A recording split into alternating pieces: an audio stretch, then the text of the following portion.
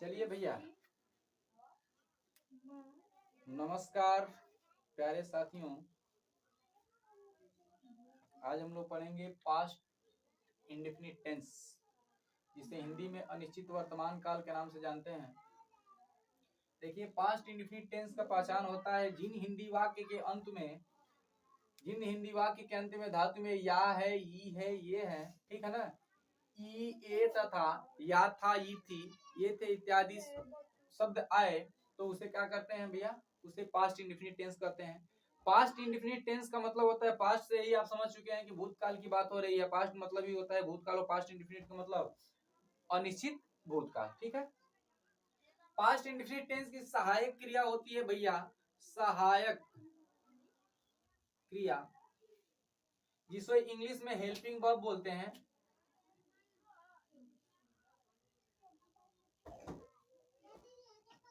Helping verb did होती है। क्या होती है भैया? डिड। इसको आप ध्यान में रखिएगा, डिड होती है। उसके बाद से ये एक वचन करता है या बहुवचन करता है, सबके साथ आपका डिड का ही प्रयोग होगा, क्योंकि इसके सहायक क्रिया केवल एक ही होती है, डिड, ठीक है। एक वचन करता हो या फिर बहुवचन करता हो, सबके साथ डिड का प्रयोग होगा। बशर्ते एक चीज का ध्यान रखना होगा, नोट करके लिख लीजिएगा। एक चीज आप ध्यान में रखेंगे हमेशा कि पास्ट इंडेफिनिट टेंस का अफर्मेटिव सेंटेंस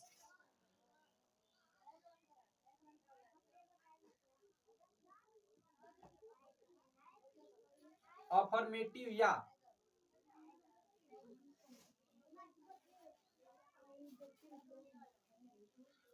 या सिंपल सेंटेंस जिसको बोलते हैं, अफर्मेटिव या सिंपल सेंटेंस में डिड का प्रयोग न करके,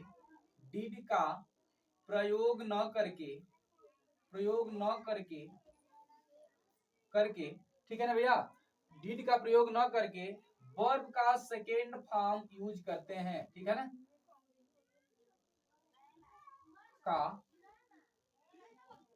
प्रयोग किया जाता है, ठीक है। क्या प्रयोग होता है, ठीक है। आपका अफर्मेटिव सेंटेंस में मैं बच्चों को पढ़ा रहा था तो अब देखिए, सेंटेंस जैसे सिंपल सेंटेंस का फार्मूला आपका होता है, अफर्मेटिव सेंटेंस का फार्मूला आपका हम लिख देते हैं, सब्जेक्ट प्लस वर्ब का second form plus object plus other word हो जाएगा आपका। ये सिंपल सेंटेंस का फार्मूला हो जाएगा। सिंपल सेंटेंस में जैसे हम एक वाक्य लिखते हैं यहाँ पे, ठीक है ना, एक वाक्य हम वहां पे लिखते हैं, राम ने किताब पढ़ाया, राम ने किताब पढ़ा था, ठीक है ना, राम ने किताब पढ़ा था, हमने लिख दिया राम ने किताब पढ़ा था है भैया, आपको पता है कि पास्ट इंडेफिनिट में जा रहा है, तो राम इसमें सबसे पहले हो जाएगा, राम सब्जेक्ट आपका हो जाएगा, सब्जेक्ट आपका हो गया कौन? राम, ठीक। उसके बाद से कहा जाता है कि सब्जेक्ट और जिसके द्वारा कार्य किया जाता है वही हमारा कर्ता होता है, कर्ता को अंग्रेजी में सब्जेक्ट बोलते हैं। उसके बाद जिस पर कार्य करता है भैया, वो हमारा होता है क्या? ऑब्जेक्ट, और जो कार्यकर्ता के द्वारा होता है वही हमारा क्रिया होता है। तो राम हमारा सब्जेक्ट हो गया, राम ने किताब पढ़ा, किताब किसने पढ़ा? राम ने, तो राम हमारा सब्जेक्ट हो गया। उसके बाद से किताब आपका क्या हो जाएगा भैया? ऑब्जेक्ट हो जाएगा, क्योंकि उस किताब पर कार्य किया जा रहा है, और क्रिया क्या हो रहा है? पढ़ना, तो ये आपका वर्ब हो जाएगा। अब आपको बनाने में आसानी होगी। सेंटेंस देखिए, राम सब्जेक्ट हो गया, तो राम, उसके बाद से वर्ब, ठीक है ना, रीडे होता है, READ, रीड सेकेंड फॉर्म इसका रीड होता है, ठीक है ना, रीड। और बुक, ऑब्जेक्ट आपका हो जाएगा बुक, ठीक है। आई बात समझ में? दूसरा सेंटेंस आप लिख सकते हैं, वे लोग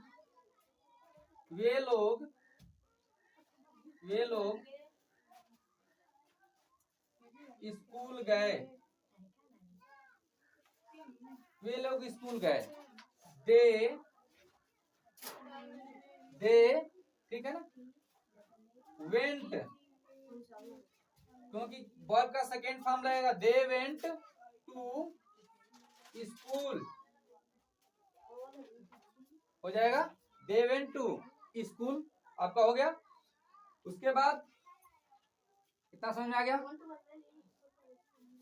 अब कुछ होमवर्क लिख लीजिए, कमेंट बॉक्स में डालिएगा जरूर। बच्चे बच्चे बच्चे घर गए, कुत्ता कुत्ता खाना खाया खाया, मैं दौड़ने सड़क पर गया। कमेंट बॉक्स में डालिएगा जरूर, ठीक है। उसके बाद से निगेटिव सेंटेंस हम देखेंगे।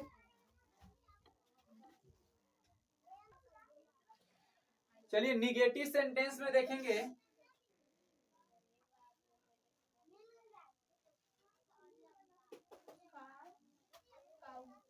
निगेटिव सेंटेंस यानी नकारात्मक वाक्य, नकारात्मक वाक्य, ठीक है ना भैया।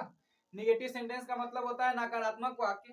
नकारात्मक वाक्य का आपका फॉर्मूला होता है सब्जेक्ट प्लस वर्ब का फर्स्ट फॉर्म, ठीक है। तो सॉरी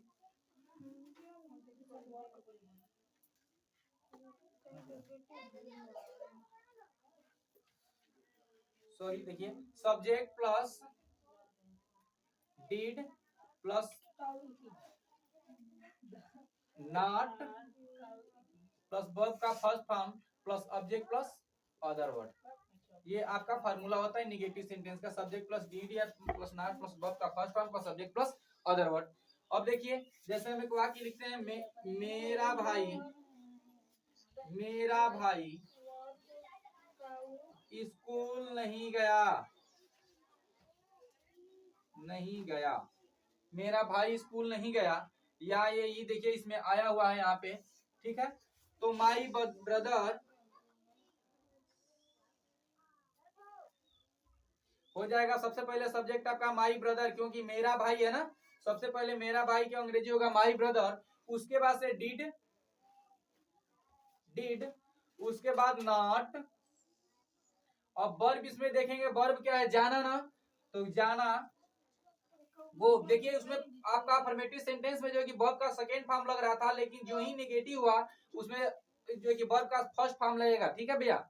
उसमें डिड नहीं था, जब डिड लगा है आपका तो आप इसमें फर्स्ट फॉर्म में बदल जाएगा। जब निगेटिव सेंटेंस में आप ध्यान रखेंगे, निगेटिव सेंटेंस बनाते समय डिड के साथ जो है कि वर्ब का फर्स्ट फॉर्म प्रयोग होता है, और अफर्मेटिव सेंटेंस बनाते समय, पास्ट इंडेफिनिट टेंस में अफर्मेटिव सेंटेंस बनाते समय जो कि डिड का प्रयोग न करके क्रिया का दूसरा रूप प्रयोग किया जाता है, यानी क्रिया का सेकेंड रूप प्रयोग किया जाता है, ठीक है ना। ठीक, did not go to school, ठीक। उसके बाद से और भी लिख देते हैं हम, समझ में आ चुका होगा। तुम खाना नहीं खाए,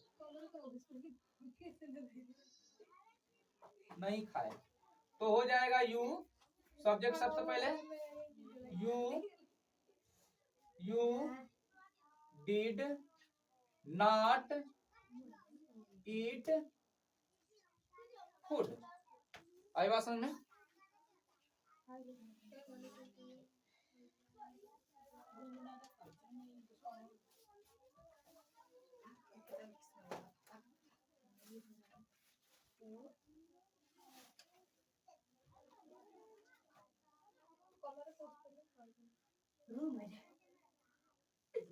नहीं नहाए, ये दोनों आप लोग कुछ सेंटेंस बना करके,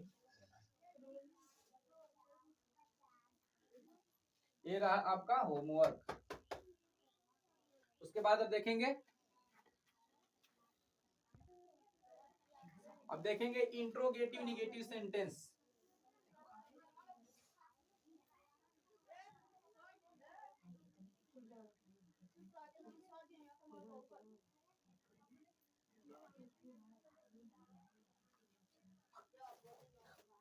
इंट्रोगेटिव निगेटिव यानी प्रश्नवाचक नकारात्मक वाक्य, ठीक है ना भैया। प्रश्नवाचक नकारात्मक वाक्य, ठीक है भैया। प्रश्नवाचक नकारात्मक वाक्य, इसका जो कि इसमें दो प्रकार के होते हैं, प्रश्नवाचक वाक्य में दो प्रकार के होते हैं, एक डायरेक्ट होता है, एक इनडायरेक्ट होता है। डायरेक्ट क्वेश्चन वर्ड में क्या होता है कि क्वेश्चन वर्ड वाक्य से पहले आ जाता है, और इनडायरेक्ट में क्या होता है, क्वेश्चन वर्ड वाक्य के बीच में आता है। तो जब क्वेश्चन वर्ड वाक्य के बीच में आएगा भैया, तो क्वेश्चन वर्ड की अंग्रेजी सबसे पहले हमको लिखनी होती है। उसके बाद अब क्वेश्चन वर्ड जब वाक्य से सबसे पहले आता है, तो क्वेश्चन वर्ड की अंग्रेजी न लिख करके हमको सहायक क्रिया सबसे पहले लिखना होता है। ठीक है, आप देखिए दिखा रहे हैं, देखते रहिए। पहला डायरेक्ट क्वेश्चन वर्ड,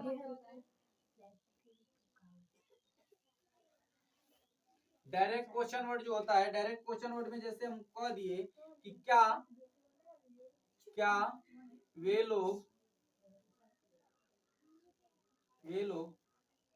खाना खाए, क्या बात कर रहे हो जी। उसके बाद से इनडायरेक्ट में होता है, इनडायरेक्ट में होता है भैया तुम क्यों नहीं स्कूल गए। ये क्वेश्चन वर्ड लगाएंगे नहीं तो गलती हो जाएगा आपका, क्वेश्चन वर्ड लगेगा हमेशा। देखिए अब इसका फार्मूला होता है भैया, फार्मूला आप देख लीजिएगा,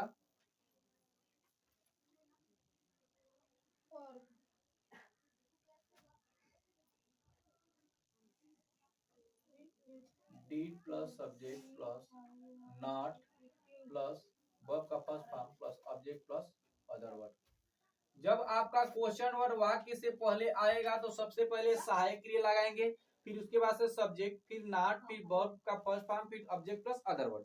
ठीक है, उसके बाद से आपका इनडायरेक्ट में क्या होता है, वही बस क्वेश्चन आपका वही रहता है, बस क्वेश्चन वर्ड पहले आ जाएगा, फार्मूला आपका वही रहेगा, फिर उसके बाद से नॉट प्लस वर्ब का first form plus object plus other word. आप देख सकते हैं भैया, सबसे पहले आपको ये चीज जानकारी होनी चाहिए, इस चीज की जानकारी पूरी तरह होनी चाहिए कि क्वेश्चन वर्ड वाक्य से जब पहले आता है तो क्वेश्चन वर्ड की अंग्रेजी न लिख करके सबसे पहले सहायक क्रिया लिखते हैं। सबसे पहले सहायक क्रिया लिखेंगे, डीड सब्जेक्ट, फिर नॉट प्लस वर्ब का फर्स्ट फॉर्म, फिर ऑब्जेक्ट प्लस अदर वर्ड। उसके बाद से आपका क्वेश्चन वर्ड यदि वाक्य के बीच में आ जाए, देखिए यहाँ क्वेश्चन वर्ड वाक्य के बीच में आया हुआ है, देखिए यहाँ पे बीच में आया है, तो क्वेश्चन वर्ड की सबसे पहले अंग्रेजी लिखेंगे, बिल्कुल फार्मूला आपका जो पहला फार्मूला है वही फार्मूला रहेगा। वैसे हम बना के आपको दिखाते हैं। देखिए कह रहा है कि वे लोग खाना खाए, क्या वे लोग खाना खाए, क्वेश्चन वर्ड वाक्य से पहले आया है, तो क्वेश्चन वर्ड वाक्य से जब पहले आता है भैया तो इसकी अंग्रेजी न लिख करके सबसे पहले सहायक क्रिया लगा देते हैं। तो सहायक क्रिया लगाएंगे डीड, ठीक, उसके बाद से सब्जेक्ट वे लोग, डिड दे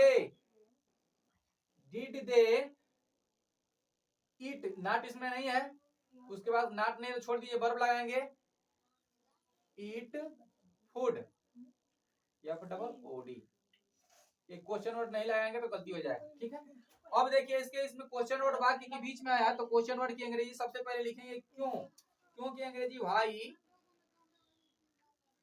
क्वेश्चन वर्ड जब वाक्य के बीच में आएगा तो क्वेश्चन वर्ड की सबसे पहले लिखेंगे अंग्रेजी। क्वेश्चन वर्ड आप लोगों को मालूम है, क्या, कब, कहाँ, कैसे, क्यों, किस लिए, किसको, ये सब क्या है, क्वेश्चन वर्ड है। क्वेश्चन वर्ड के रूप में ये सब इसका प्रयोग किया जाता है इसमें।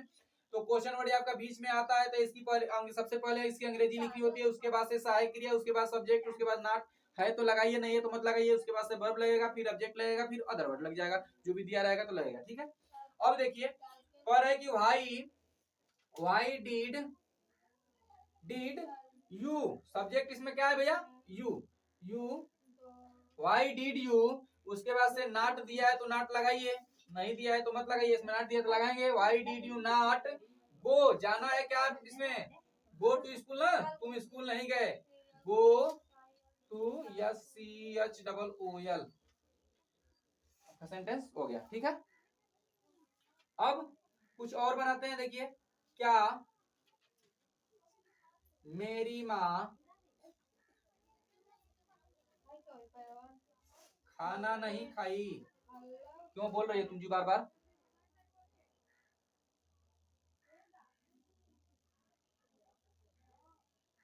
क्या मेरी माँ खाना नहीं खाई, इसका हो जाएगा क्वेश्चन वर्ड आपका सबसे पहले आया है तो क्वेश्चन वर्ड की अंग्रेजी न लिख करके जो कि प्रश्नवाचक जो कि सहायक क्रिया सबसे पहले लगाएंगे, यानी कि पहले फार्मूले का जो है कि प्रयोग करेंगे।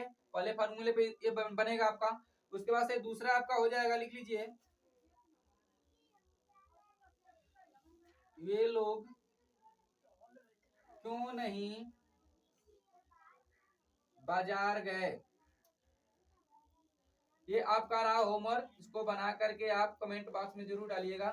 ठीक है, तब तक के लिए हंसते रहिए, मुस्कुराते रहिए। आप सभी के उज्जवल भविष्य की कामना करते हुए धन्यवाद, थैंक यू।